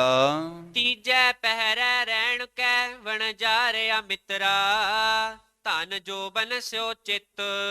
ਜਦੋਂ ਤੀਜਾ ਪਹਿਰ ਆਇਆ ਜੀਵ ਰੂਪ ਵਣਜਾਰਿਆ ਮਿੱਤਰਾ, ਉਦੋਂ ਤੇਰਾ ਧਨ ਦੇ ਨਾਲ, ਮਾਇਆ ਦੇ ਨਾਲ, ਆਪਣੇ ਤਨ ਦੇ ਨਾਲ ਤੇਰਾ ਚਿੱਤ ਲੱਗਿਆ ਹੋਇਆ ਸੀ। ਧਨ ਜੋਬਨ ਸਿਓ ਚਿੱਤ, ਜਵਾਨੀ ਦੇ ਵਿੱਚ ਹੀ ਤੂੰ ਚਿੱਤ ਲਾ ਰੱਖਿਆ ਸੀ, ਮੇਰੀ ਜਵਾਨੀ ਬੜੀ ਸੁੰਦਰ ਹੈ। ਹਰ ਵਕਤ ਧਨ ਗਿਣਨ ਦੇ ਵਿੱਚ ਤੂੰ ਲੱਗਿਆ ਰਿਹਾ। ਹਰ ਕਾ ਨਾਮ ਨਾ ਚੇਤ ਹੀ ਵਣਜਾਰਿਆ ਮਿੱਤਰਾ, ਬੱਧਾ ਛੁੱਟ ਹੈ ਜਿੱਤ। ਮਹਾਰਾਜ ਕਹਿੰਦੇ ਹਰੀ ਦੇ ਨਾਮ ਨੂੰ ਤੂੰ ਨਹੀਂ ਚੇਤੇ ਕਰਦਾ, ਜਿਸ ਦੇ ਚਿਤਨ ਨਾਲ, ਜਿਸ ਨੂੰ ਸਿਮਰਨੇ ਕਰਕੇ ਤੂੰ ਬੱਧਾ ਛੁੱਟ ਹੈ। ਭਾਵ ਸੰਸਾਰ ਦੇ ਵਿੱਚ ਬੰਨਿਆ ਹੋਇਆ ਤੂੰ ਛੁੱਟ ਸਕੇਗਾ, ਪਰ ਜਿਸ ਦੇ ਨਾਲ ਤੂੰ ਛੁੱਟਣਾ ਸੀ ਉਹਨੂੰ ਤੂੰ ਯਾਦ ਨਹੀਂ ਕਰਦਾ। ਹਰ ਕਾ ਨਾਮ ਨਾ ਚੇਤੈ ਪ੍ਰਾਣੀ, ਵਿਕਲ ਪਿਆ ਸੰਗ ਮਾਇਆ। ਅਤੇ ਹਰੀ ਦਾ ਨਾਮ ਭਾਈ ਪੁਰਸ਼ਾ ਤੂੰ ਚੇਤੇ ਨਹੀਂ ਕਰਦਾ, ਮਾਇਆ ਦੇ ਨਾਲ ਹੀ ਬੜਾ ਵਿਆਕੁਲ ਹੋਇਆ ਪਿਆ ਹੈ। ਧਨ ਸਿਓ ਰੱਤਾ ਜੋਬਨ ਮੱਤਾ, ਅਹਲਾ ਜਨਮ ਗਵਾਇਆ। ਧਨ ਦੇ ਨਾਲ ਹੀ ਤੂੰ ਮਸਤਿਆ ਹੋਇਆ, ਜੋਬਨ ਦੇ ਵਿੱਚ ਰਤਿਆ ਹੋਇਆ। ਅਹਲਾ ਜਿਹੜਾ ਬੜਾ ਸੁੰਦਰ ਜੀਵਨ ਸੀ ਤੇਰਾ ਤੂੰ ਗਵਾ ਲਿਆ, ਜਾਂ ਇਹ ਜਿਹੜਾ ਜੀਵਨ ਸੀ ਤੂੰ ਵਿਅਰਥਾ ਹੀ ਗਵਾ ਲਿਆ ਹੈ। ਧਰਮ ਸੇਤੀ ਵਾਪਾਰ ਨ ਕੀਤੋ, ਕਰਮ ਨ ਕੀਤੋ ਮਿੱਤ। ਜਿਹੜੇ ਧਰਮ ਦਾ ਤੂੰ ਵਪਾਰ ਕਰਨਾ ਸੀ, ਧਰਮ ਦਾ ਵਪਾਰ ਨਹੀਂ ਕੀਤਾ। ਸਤ ਸੰਤੋਖ ਦਇਆ ਨੂੰ ਤੂੰ ਆਪਣਾ ਮਿੱਤਰ ਬਣਾਉਣਾ ਸੀ, ਉਹਨਾਂ ਨੂੰ ਤੂੰ ਮਿੱਤਰ ਵੀ ਨਹੀਂ ਬਣਾਇਆ। ਕਹੋ ਨਾਨਕ ਤੀਜੈ ਪਹਿਰੈ ਪ੍ਰਾਣੀ, ਧਨ ਜੋਬਨ ਸਿਓ ਚਿੱਤ। ਚੰਗੇ ਕਰਮ ਕਰਨੇ ਸੀ, ਉਹਨਾਂ ਨੂੰ ਤੂੰ ਮਿੱਤਰ ਨਹੀਂ ਬਣਾਇਆ। ਮਹਾਰਾਜ ਸੱਚੇ ਪਾਤਸ਼ਾਹ ਕਹਿੰਦੇ ਆ, ਕਹੋ ਨਾਨਕ ਤੀਜੈ ਪਹਿਰੈ ਪ੍ਰਾਣੀ, ਧਨ ਜੋਬਨ ਸਿਓ ਚਿੱਤ। ਤੀਜੇ ਪਹਿਰ ਦੇ ਵਿੱਚ ਭਾਵ ਜਦੋਂ ਜਵਾਨੀ ਆਉਂਦੀ ਹੈ, ਉਦੋਂ ਸਾਡਾ ਜੋਬਨ ਦੇ ਨਾਲ ਚਿੱਤ ਲੱਗਿਆ ਹੁੰਦਾ ਹੈ, ਸਾਡਾ ਸਰੀਰ ਦੇ ਨਾਲ ਚਿੱਤ ਲੱਗਿਆ ਹੁੰਦਾ ਹੈ, ਧਨ ਦੇ ਨਾਲ ਚਿੱਤ ਲੱਗਿਆ ਹੁੰਦਾ ਹੈ। ਤੀਜੇ ਪਹਿਰ ਦੀ ਜਵਾਨੀ ਜਿਹੜੀ ਤੂੰ ਵਿਅਰਥ ਗਵਾ ਲਈ। ਚੌਥੇ ਪਹਿਰੈ ਰਹਿਣ ਕੈ ਵਣਜਾਰਿਆ ਮਿੱਤਰਾ, ਲਾਵੀ ਆਇਆ ਖੇਤ। ਹੁਣ ਚੌਥੇ ਪਹਿਰ ਦੇ ਵਿੱਚ ਸਤਿਗੁਰੂ ਜੀ ਦੱਸਦੇ ਆ, ਜਦੋਂ ਬੁਢੇਪਾ ਹੁੰਦਾ ਹੈ ਕਿ ਇਹ ਜੀਵ ਰੂਪ ਪੁਰਸ਼ ਤੂੰ ਚੌਥੇ ਪਹਿਰ ਦੀ ਜਿਹੜੀ ਰਾਤਰੀ ਦੇ ਵਿੱਚ ਸਮਾਂ ਆਇਆ ਜਦੋਂ ਤੇਰਾ, ਭਾਵ ਕਿ ਜਦੋਂ ਜੋਬਨ ਜਵਾਨੀ ਚਲੀ ਗਈ, ਬੁਢੇਪਾ ਆ ਗਿਆ, ਉਦੋਂ ਬੁਢੇਪੇ ਦੇ ਵਿੱਚ ਕੀ ਹੋਇਆ? ਗਰੀਬ ਨਿਵਾਸ ਸੱਚੇ ਪਾਤਸ਼ਾਹ ਮਹਾਰਾਜ ਕਹਿੰਦੇ ਲਾਵੀ ਲੁਣਿਆ ਖੇਤ। ਲਾਵੀ ਆਇਆ ਖੇਤ, ਭਾਵ ਲਾਵੀ ਉਹਨਾਂ ਨੂੰ ਕਿਹਾ ਜਾਂਦਾ ਜਦੋਂ ਖੇਤ ਪੱਕ ਜਾਂਦਾ ਹੈ। ਪੱਕਣ ਤੋਂ ਬਾਅਦ ਕਣਕ ਵੱਢੀ ਜਾਂਦੀ ਹੈ, ਵੱਢਣ ਵਾਲਿਆਂ ਨੂੰ ਲਾਵੀ ਕਿਹਾ ਜਾਂਦਾ ਹੈ। ਗੁਰਸੰਗਤ ਜੀ, ਜਿਹੜੇ ਲਾਵੀ ਜਮਦੂਤ ਕਹੇ ਜਾਂਦੇ ਹੈ, ਅਤੇ ਸਾਡਾ ਸੂਖਸ਼ਮ ਸਰੀਰੇ ਖੇਤ ਕਿਹਾ ਜਾਂਦਾ ਹੈ, ਭਾਵ ਸੂਖਸ਼ਮ ਸਰੀਰ ਖੇਤ ਨੂੰ ਜਮਦੂਤ ਰੂਪੀ ਲਾਵੀ ਜਿਹੜੇ ਆ ਉਹ ਵੱਢਣ ਵਾਲੇ ਆ ਗਏ। ਜਾ ਜਮ ਪਕੜ ਚਲਾਇਆ ਵਣਜਾਰਿਆ ਮਿੱਤਰਾ, ਕਿਸੈ ਨਾ ਮਿਲਿਆ ਭੇਤ। ਜਦੋਂ ਜਮਾ ਨੇ ਤੈਨੂੰ ਪਕੜ ਕੇ ਅੱਗੇ ਚਲਾਇਆ ਤਾਂ ਕਿਸੇ ਨੇ ਤੇਰਾ ਭੇਤ ਨਹੀਂ ਲਿਆ। ਡਾਕਟਰ ਆਪਣੇ ਜਿਹੜੀ ਨਾੜੀ ਹੁੰਦੀ ਹੈ ਗੁਰਸੰਗਤ ਦੀ, ਉਹਨੂੰ ਚੈੱਕ ਕਰਦੇ ਰਹਿ ਜਾਂਦੇ ਆ, ਭੈਣ ਭਾਈ ਸਾਰੇ ਦੇਖਦੇ ਰਹਿ ਜਾਂਦੇ ਆ। ਉਦੋਂ ਪਤਾ ਲੱਗਦਾ ਜਦੋਂ ਕਾਢੋ ਹੋਈ, ਚੱਕ ਲੋ ਹੁਣ ਤਾਂ ਚੱਕ ਲੋ, ਇਹ ਗੱਲ ਹੋ ਜਾਂਦੀ ਹੈ। ਇਸ ਕਰਕੇ ਤੇ ਨਾ ਕਿਸੇ ਨੇ ਭੇਤ ਹੀ ਨਹੀਂ ਲੱਗਿਆ ਕਿ ਕਿੱਧਰ ਕੋਈ ਗਿਆ ਹੈ, ਨਾ ਪਤਾ ਲੱਗਦਾ। ਆਤਮਾ ਹੁਣ ਪਤਾ ਨਹੀਂ ਲੱਗਦਾ, ਇਹ ਉਹਨਾਂ ਪੁਰਸ਼ਾਂ ਨੂੰ ਪਤਾ ਲੱਗਦਾ ਜਿਨ੍ਹਾਂ ਦੀ ਕਮਾਈ ਕੀਤੀ ਹੈ। ਉਹਨਾਂ ਨੂੰ ਇਹ ਵੀ ਪਤਾ ਲੱਗ ਜਾਂਦਾ ਹੈ ਕਿ ਕੋਈ ਸਰੀਰ ਕਿੱਥੇ ਬੈਠਾ ਹੈ, ਕੀ ਕਰਮ ਕਰ ਰਿਹਾ, ਉਹਦਾ ਕੀ ਹਾਲ ਹੈ। ਪਰ ਆਮ ਮਨੁੱਖਾਂ ਨੂੰ ਇਹ ਪਤਾ ਹੀ ਨਹੀਂ ਲੱਗਦਾ। ਦੇਖਦਿਆਂ ਆਪਾਂ ਦੇਖਦੇ ਹਾਂ ਹੁਣ ਜਿਹੜੀ ਆਤਮਾ ਅੰਦਰ ਉਹ ਜਾਂਦੀ ਹੈ, ਸਰੀਰ ਜੜ ਬਣ ਜਾਂਦਾ ਹੈ, ਸਰੀਰ ਦੇ ਅੰਦਰ ਕੁਝ ਨਹੀਂ ਰਹਿੰਦਾ। ਜਦੋਂ ਆਤਮਾ ਚਲੀ ਜਾਂਦੀ ਹੈ, ਨਾ ਹੱਥ ਹਿਲ ਸਕਦਾ, ਨਾ ਪੈਰ, ਨਾ ਮੁੱਖ, ਕੁਝ ਵੀ, ਸਰੀਰ ਜੜ ਹੋ ਜਾਂਦਾ ਹੈ। ਮਹਾਰਾਜ ਕਹਿੰਦੇ ਕਿਸੇ ਨੂੰ ਕੋਈ ਭੇਤ ਨਹੀਂ ਮਿਲਿਆ। ਭੇਤ ਚੇਤ ਹਰ ਕਿਸੈ ਨਾ ਮਿਲਿਓ, ਜਾ ਜਮ ਪਕੜ ਚਲਾਇਆ। ਜਦੋਂ ਜਮਾ ਨੇ ਤੈਨੂੰ ਪਕੜ ਕੇ ਅੱਗੇ ਚਲਾਇਆ ਨਾ, ਭੇਤ ਚੇਤ ਹਰ ਕਿਸੇ ਨਾ ਮਿਲਿਓ। ਮਹਾਰਾਜ ਕਹਿੰਦੇ ਪਰਮੇਸ਼ਰ ਨੂੰ ਤੂੰ ਚੇਤੇ ਕਰ ਲੈ, ਆ ਭੈਣ ਭਾਈਆਂ ਦੇ ਆਸਰੇ ਨਾ ਤੂੰ ਬੈਠਾ ਰਹਿ। ਇਹਨਾਂ ਨੂੰ ਕਿਸੇ ਤਰ੍ਹਾਂ ਦਾ ਤੇਰਾ ਤਾਂ ਭੇਤ ਹੀ ਨਹੀਂ ਲੱਗਣਾ ਕਿ ਤੂੰ ਕਿੱਥੇ ਗਿਆ ਹੈ। ਝੂਠਾ ਰੁਦਨ ਹੋਆ ਦੁਆਲੇ, ਖਿਨ ਮਹਿ ਭਇਆ ਪਰਾਇਆ। ਬਾਕੀ ਜਦੋਂ ਚੜ੍ਹਾਈ ਕਰ ਜਾਏਗਾ ਉਦੋਂ ਸਾਖ ਸੰਬੰਧੀ ਤੇਰੇ ਆਉਣਗੇ, ਉਹ ਤਾਂ ਰੁਦਨ ਕਰਨਗੇ, ਭਾਵ ਥੋੜਾ ਸਮਾਂ ਰੋ ਕੇ ਤੇ ਫਿਰ ਚਲੇ ਜਾਣਗੇ। ਇਸੇ ਤਰ੍ਹਾਂ ਮਹਾਰਾਜ ਕਹਿੰਦੇ ਐ ਝੂਠਾ ਰੁਦਨ ਹੋਆ ਦੁਆਲੇ, ਖਿਨ ਮਹਿ ਭਇਆ ਪਰਾਇਆ। ਤੂੰ ਤਾਂ ਖਿਨ ਮਾਤਰ ਦੇ ਵਿੱਚ ਪਰਾਇਆ ਹੋ ਜਾਏਗਾ। ਸਾਈ ਵਸਤ ਪ੍ਰਾਪਤ ਹੋਈ, ਜਿਸ ਸਿਓ ਲਾਇਆ ਹੇਤ। ਤੇ ਬਾਕੀ ਜਿਨ੍ਹਾਂ ਦੇ ਨਾਲ ਤੂੰ ਚਿੱਤ ਲਾਇਆ ਹੋਇਆ, ਧਨ ਦੇ ਨਾਲ, ਮਾਇਆ ਦੇ ਨਾਲ, ਆ ਕੋਠੀ ਮੇਰੀ ਹੈ, ਕਾਰ ਮੇਰੀ ਹੈ, ਗੱਡੀ ਮੇਰੀ ਹੈ, ਆ ਸਭ ਕੁਝ ਜਾਇਦਾਦ ਮੇਰੀ ਹੈ। ਮਹਾਰਾਜ ਕਹਿੰਦੇ ਮਾਤਾ ਪਿਤਾ ਦੇ ਨਾਲ ਤੂੰ ਆਪਣਾ ਚਿੱਤ ਲਾਇਆ ਹੋਇਆ ਤਾਂ ਖਿਨ ਮਾਤਰ ਦੇ ਵਿੱਚ ਪਰਾਇਆ ਸਭ ਕੁਝ ਹੋ ਜਾਂਦਾ ਹੈ। ਕਹੋ ਨਾਨਕ ਪ੍ਰਾਣੀ ਚੌਥੇ ਪਹਿਰੈ, ਲਾਵੀ ਲੁਣਿਆ ਖੇਤ। ਮਹਾਰਾਜ ਕਹਿੰਦੇ ਆ ਪੁਰਾਣਾ ਧਾਰੀ ਜੀਵ, ਚੌਥੇ ਪਹਿਰ ਦੇ ਵਿੱਚ ਤੂੰ ਤੇਰੇ ਅੰਦਰ ਬੁਢੇਪਾ ਹੋਏਗਾ, ਜਿਸ ਕਰਕੇ ਲਾਵੀ ਲੁਣਿਆ ਖੇਤ। ਲਾਵੀ ਆ ਜਾਣਗੇ। ਲਾਵੀ ਭਾਵ ਕਣਕ ਨੂੰ ਵੱਢਣ ਵਾਲੇ ਹੁੰਦੇ ਆ, ਪੱਕੀ ਫਸਲ ਨੂੰ ਵੱਢਣ ਵਾਲੇ ਹੁੰਦੇ ਆ। ਸਾਡੀ ਸਰੀਰ ਰੂਪੀ ਜਿਹੜੀ ਗੁਰਸੰਗਤ ਜੀ ਫਸਲ ਹੈ ਇਹ ਪੱਕ ਜਾਂਦੀ ਹੈ, ਬੁਢੇਪਾ ਆ ਜਾਂਦਾ ਹੈ, ਜਮਦੂਤ ਆ ਜਾਂਦੇ ਆ ਇਸ ਨੂੰ ਲੈਣ ਦੇ ਵਾਸਤੇ। ਚੌਪਈ ਜਬ ਨਿਸ ਬੀਤ ਪਈ ਪੁਨ ਸਾਰਾ, ਜਦੋਂ ਰਾਤ ਬਤੀਤ ਹੋਈ ਹੈ, ਦਿਨ ਚੜਿਆ, ਬਾਲਿਕ ਮਰਗਾ ਪਰੀ ਪੁਕਾਰਾ। ਅਤੇ ਉਹ ਰਾਜੇ ਦੇ ਘਰ ਦੇ ਵਿੱਚ ਜਿਹੜੇ ਬੱਚੇ ਨੇ ਜਨਮ ਲਿਆ ਸੀ ਗੁਰਸੰਗਤ ਜੀ, ਉਹ ਚੜ੍ਹਾਈ ਕਰ ਗਿਆ। ਰੁਦਨ ਕਰੈ ਮਿਲ ਕੈ ਬਹੁ ਨਾਰੀ, ਸਾਰੇ ਨਾਰੀ ਇਸਤਰੀਆਂ ਮਨੁੱਖ ਰੁਦਨ ਕਰਦੇ ਆ, ਰੋਂਦੇ ਆ, ਵਿਰਲਾਪ ਕਰਦੇ ਆ। ਬਾਰਿਓ ਖਾਰ ਸੀਸ ਕੇ ਡਾਰੀ, ਆਪਣੇ ਸੀਸ ਦੇ ਕੇਸ ਦੇ ਜਿਹੜੇ ਵਾਲ ਹਨ ਉਹਨਾਂ ਨੂੰ ਉਖਾੜਦੇ ਹਨ, ਪਟਦੇ ਆ।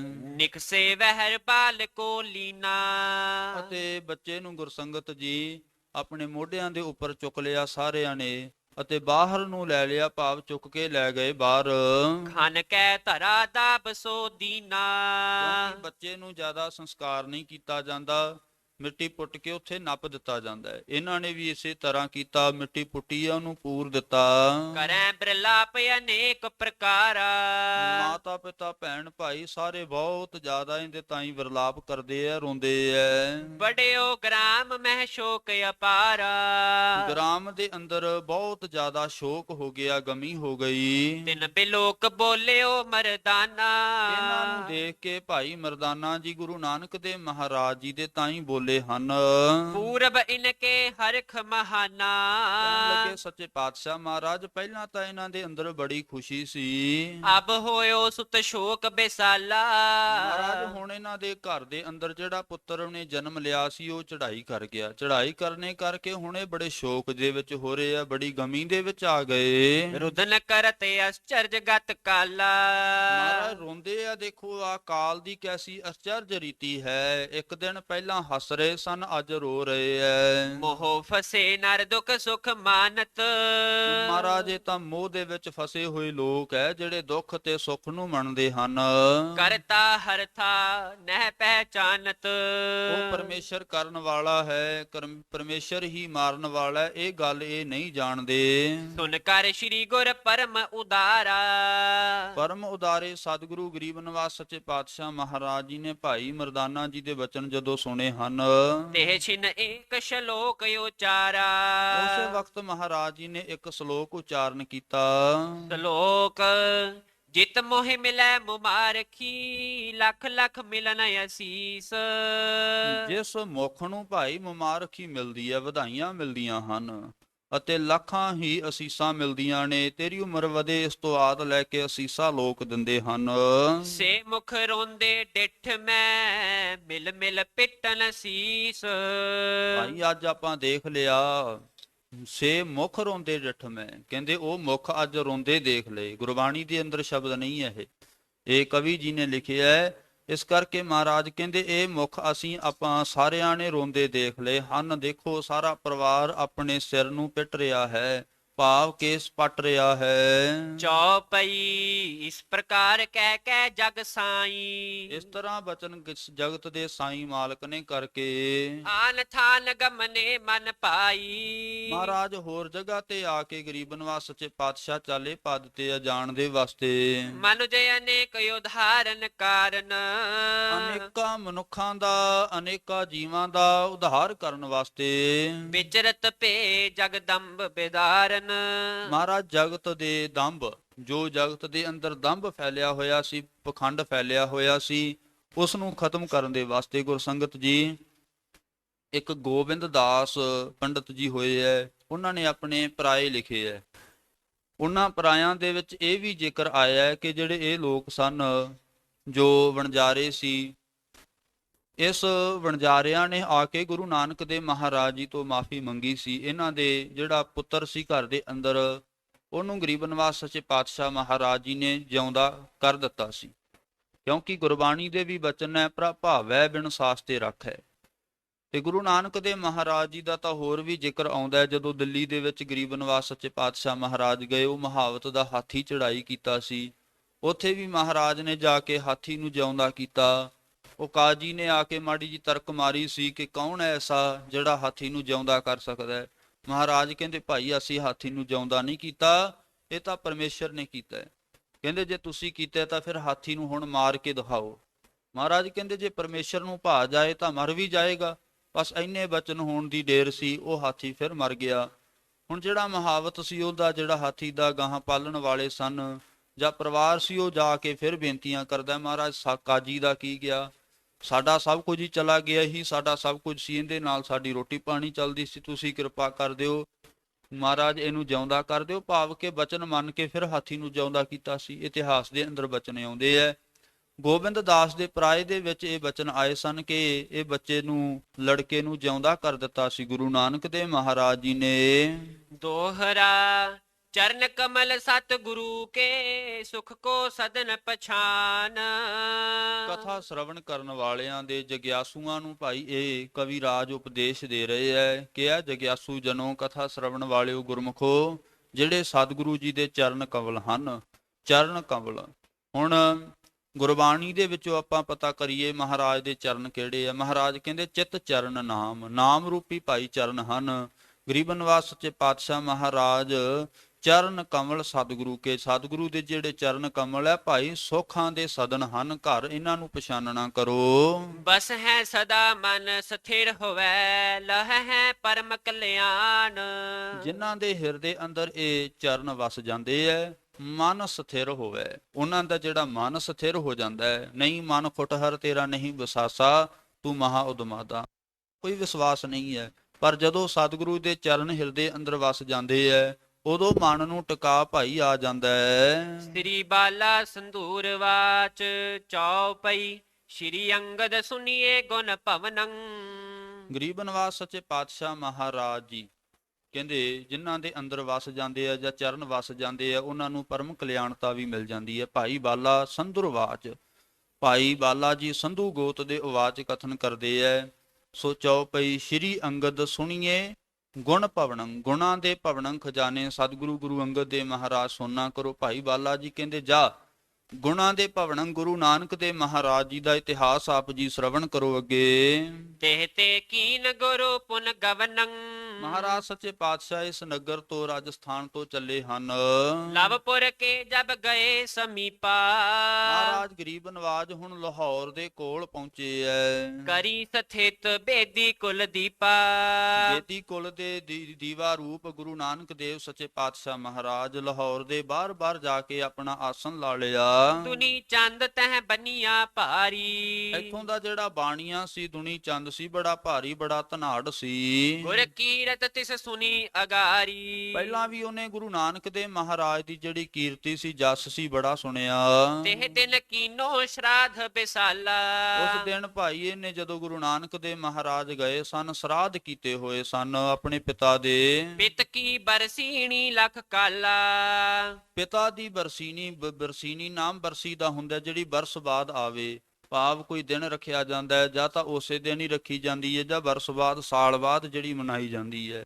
ਇਸੇ ਤਰ੍ਹਾਂ ਗੁਰਸੰਗਤ ਜੀ ਇਹਦੇ ਪਿਤਾ ਜਿਹੜਾ ਦੁਨੀ ਚੰਦ ਦਾ ਪਿਤਾ ਉਹ ਚੜ੍ਹਾਈ ਕੀਤਾ ਸੀ, ਇਹ ਆਪਣੇ ਪਿਤਾ ਦੀ ਬਰਸੀ ਮਨਾ ਰਿਹਾ ਸੀ। ਸੁਨ ਕਰ ਆਗਮ ਕਿਰਪਾ ਨਿਕੇਤਾ, ਜਦੋਂ ਕਿਰਪਾ ਦੇ ਨਿਕੇਤ ਸਤਿਗੁਰੂ ਗੁਰੂ ਨਾਨਕ ਦੇ ਮਹਾਰਾਜ ਜੀ ਦਾ ਆਉਣਾ ਸੁਣਿਆ, ਸੋ ਆਵਾਲੇ ਨੇ ਕਹੇਤਾ, ਦੁਨੀ ਚੰਦ ਆਪ ਚੱਲ ਕੇ ਗੁਰੂ ਨਾਨਕ ਦੇ ਮਹਾਰਾਜ ਜੀ ਨੂੰ ਲੈਣ ਵਾਸਤੇ ਆਇਆ ਹੈ। ਪਦ ਅਰਬਿੰਦ ਸੋ ਬੰਦਨ ਕੀਨਾ, ਮਹਾਰਾਜ ਜੀ ਦੇ ਚਰਨਾਂ ਕਮਲਾਂ ਤੇ ਆ ਕੇ ਨਮਸਕਾਰ ਕੀਤੀ। ਬਿਨੈ ਪਨੀ ਬੋਹ ਹੋਇਓ ਦੀਨਾ, ਬੇਨਤੀਆਂ ਕਰਦਾ ਬੜਾ ਦੀਜ ਆਜਜ ਨਿਮਾਣਾ ਹੋ ਕੇ। ਪੂਰਨ ਪੁਰਖ ਲਖੋ ਹਮ ਪ੍ਰੀਤਾ, ਕਹਿਣ ਲੱਗਾ ਸਤਿਗੁਰੂ ਜੀ ਤੁਸੀਂ ਤਾਂ ਪੂਰਨ ਪੁਰਖ ਹੋ, ਵੱਡੇ ਹੋ, ਮਹਾਰਾਜ ਸਾਡੀ ਪ੍ਰੀਤੀ ਨੂੰ ਜਾਣਨਾ ਕਰੋ। ਚਲੋ ਸਦਨ ਕੋ ਕਰਹੁ ਪੁਨੀਤਾ, ਮਹਾਰਾਜ ਸਾਡੇ ਘਰ ਦੇ ਵਿੱਚ ਆਓ, ਸਾਡੇ ਘਰ ਦੇ ਵਿੱਚ ਚਰਨ ਪਾ ਕੇ ਪਵਿੱਤਰ ਕਰ ਦਿਓ ਆਪ। ਤੇ ਬਿਲੋਕ ਕੈ ਪ੍ਰੇਮ ਬਿਸਾਲਾ, ਗੁਰੂ ਨਾਨਕ ਦੇ ਮਹਾਰਾਜ ਜੀ ਨੇ ਇਸ ਦਾ ਪ੍ਰੇਮ ਦੇਖ ਕੇ ਗਮਨ ਕੀਓ ਉਠ ਸੰਗ ਕਿਰਪਾਲਾ, ਮਹਾਰਾਜ ਇਹਦੇ ਨਾਲ ਚੱਲੇ ਹਨ ਗੁਰਸੰਗਤ ਜੀ ਗਰੀਬ ਨਿਵਾਸ ਸੱਚੇ ਪਾਤਸ਼ਾਹ ਕਿਰਪਾਲੂ ਜੀ। ਹੁਣ ਇਹ ਦੁਨੀ ਚੰਦ ਸਤਿਗੁਰੂ ਮਹਾਰਾਜ ਜੀ ਨੂੰ ਆਪਣੇ ਨਾਲ ਲੈ ਕੇ ਆਪਣੇ ਗ੍ਰਹਿ ਦੇ ਵਿੱਚ ਜਾਏਗਾ। ਉੱਥੇ ਹੀ ਗੁਰਸੰਗਤ ਜੀ ਜਿਵੇਂ ਮਹਾਰਾਜ ਕੌਤਕ ਵਰਤਾਉਣਗੇ, ਇਹ ਲੰਗਰ ਪਾਣੀ ਕੀਤਾ ਹੋਇਆ ਹੈ ਤੇ ਬਾਅਦ ਦੇ ਵਿੱਚ ਮਹਾਰਾਜਾਂ ਦੇ ਪਿਤਾ ਦੀ ਹਾਲਤ ਦੱਸਣਗੇ। ਉਹ ਆਪਾਂ ਆਉਣ ਵਾਲੇ ਸਮੇਂ ਦੇ ਵਿੱਚ ਗਿਆਨੀ ਜਨਾਂ ਪਾਸੋਂ ਆਪ ਜੀ ਸ਼ਰਵਣ ਕਰਿਓ। ਗਰੀਬ ਨਵਾਜ ਦੀ ਵਡਿਆਈ ਕਰਦਿਆਂ ਤੋਂ ਹੋਈਆਂ ਭੁੱਲਾਂ ਚੁੱਕਾਂ ਦੀ ਮੁਆਫੀ ਬਖਸ਼ਿਸ਼ ਕਰਿਓ। ਵਡਿਆਈ ਕਰਦਿਆਂ ਭਾਈ ਇਹ ਗਰੀਬ ਨਿਵਾਸ ਸੱਚੇ ਪਾਤਸ਼ਾਹ ਦਾ ਇਤਿਹਾਸ ਹੈ। ਕਈ ਵਾਰੀ ਭੁੱਲ ਚੁੱਕ ਹੋ ਜਾਂਦੀ ਹੈ, ਆਪ ਬਖਸ਼ ਲੈਣਾ, ਸਤਿਗੁਰੂ ਜੀ ਕਿਰਪਾ ਕਰਨ, ਮਹਾਰਾਜ ਆਪਣੇ ਚਰਨਾਂ ਦੇ ਨਾਲ ਜੋੜ ਕੇ ਰੱਖਣ।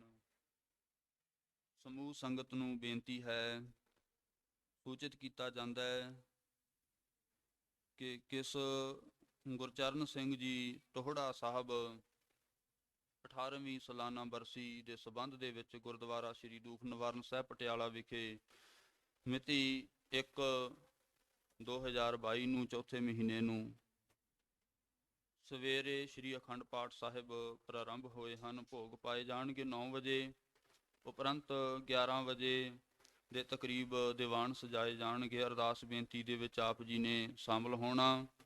ਇੱਥੇ ਹੀ ਮਹਾਨ ਵਿਦਵਾਨ ਗਿਆਨੀ ਹਰਪਾਲ ਸਿੰਘ ਜੀ ਫਤਿਹਗੜ੍ਹ ਸਾਹਿਬ ਦੇ ਮੁੱਖ ਹੈੱਡ ਗ੍ਰੰਥੀ ਸਾਹਿਬਾਨ ਉਹ ਵੀ ਪਹੁੰਚਣਗੇ